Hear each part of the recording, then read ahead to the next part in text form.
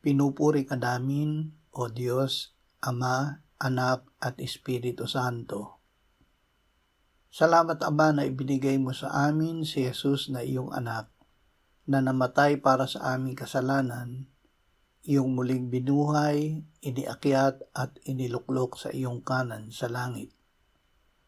Salamat na ibinigay mo sa amin ang iyong banal na Espiritu at sa pamamagitan niya ay ibinuhos mo ang iyong pag-ibig sa aming puso.